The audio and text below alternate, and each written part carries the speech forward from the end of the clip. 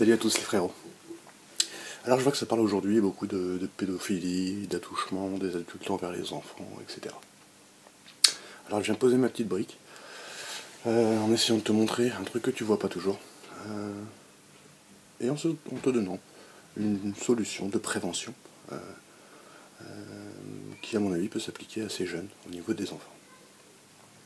Donc on va parler du consentement, on va parler des enfants, on va parler des parents et on va parler du 16.1, 16.2, 16.3 du Code civil que je t'invite à lire, ainsi que le 4127-36 du Code de la santé publique.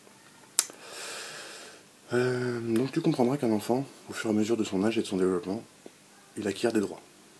Par exemple, le droit de consentir à contracter une dette, ça doit être 16 ou 18 ans. Le consentement sexuel, tu l'as vu, c'est 15 ans. Donc on voit qu'en fonction de son âge, il acquiert des droits quand tu lui laisses. C'est-à-dire que toi tu es responsable, tu es l'autorité parentale, et donc tu es responsable de son consentement, puisqu'il ne peut pas consentir à plein de choses. Or, arrivé à un certain âge, il me semble que le consentement est quelque chose d'important, et que si on voyait la famille comme un gouvernement, avec des gouvernants, des gouvernés, un ordre public, c'est-à-dire qu'il y a un truc qui ne se négocie pas, alors on n'est pas vraiment un très bon exemple de démocratie. Nous sommes des tyrans pour nos enfants parce que nous ne regardons pas leur consentement. Et il y a un consentement qui est particulier, c'est comme je le disais, le 16.1 à 3 du code civil, c'est l'inviolabilité du corps. Donc t'étonnes pas si j'utilise le mot viol, c'est parce que tout simplement on parle d'inviolabilité du corps. L'inviolabilité du corps, c'est quoi? C'est quelqu'un qui viendrait te toucher sans ton consentement. Ok? C'est ça l'inviolabilité du corps. C'est un adulte qui est un mec que tu connais pas, ni d'Adam ni d'Ève, qui vient et qui veut te toucher, tu dis oh, qu'est-ce que tu fais? Donc c'est ça l'inviolabilité du corps.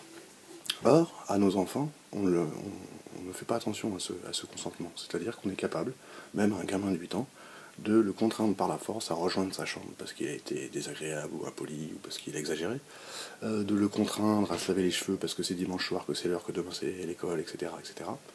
Donc vous voyez que nous, on n'applique pas ce consentement-là. Finalement, on est les premiers adultes à enfreindre cette inviolabilité du corps.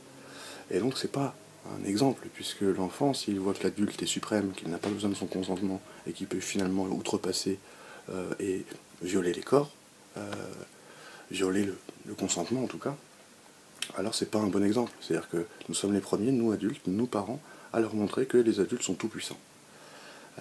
Alors que moi j'ai fait un autre choix, j'ai donné le consentement au corps à ma fille. C'est-à-dire que je ne peux plus la contraindre physiquement à aller à un endroit, à aller dans sa chambre, à la punir physiquement, enfin pas de taper je parle, mais vraiment de la contraindre physiquement, à se laver les cheveux, etc. C'est ultra violent, on ne se rend pas compte. Et surtout, on n'essaye même pas de générer le consentement de nos enfants. Alors quand un enfant il va dehors, lui, comme idée, les adultes sont l'autorité suprême. Et ils n'ont pas à s'occuper de notre consentement. Or c'est pas ce que je lui ai appris. Je lui ai appris les fondements justement de l'inviolabilité du corps qui fait que même papa, même maman, sans son consentement, ne peuvent pas la contraindre physiquement. Et c'est un premier niveau de viol, à mon sens, puisqu'une fois j'ai assisté finalement à la contrainte de ma fille à se laver les cheveux et j'ai trouvé ça extrêmement violent. Or, si ma fille, aujourd'hui, elle sait que je ne peux pas contraindre son corps et que son corps lui appartient à elle et à personne d'autre, alors elle comprendra aussi bien dehors qu'un autre adulte qui n'est pas son père en plus ne pourra pas contraindre son corps ou le corps des autres. Elle y verra quelque chose. Elle est armée, elle comprend, elle a saisi le fondement. Elle est armée et elle sait qu'il n'est pas dans son bon droit et qu'on ne devrait pas faire ça, parce que même papa ne le fait pas à sa propre fille.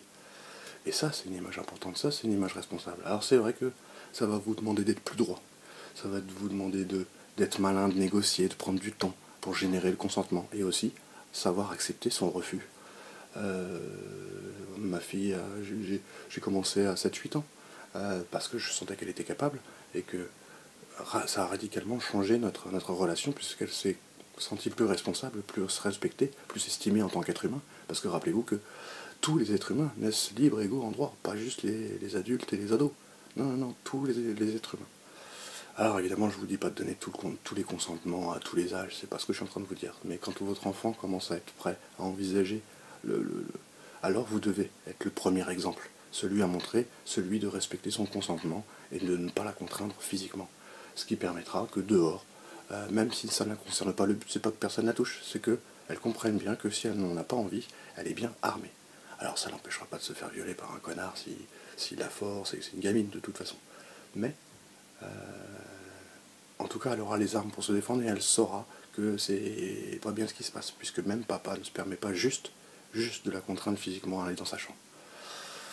Donc le prenez pas mal, j'ai déjà eu beaucoup de mauvaises réactions.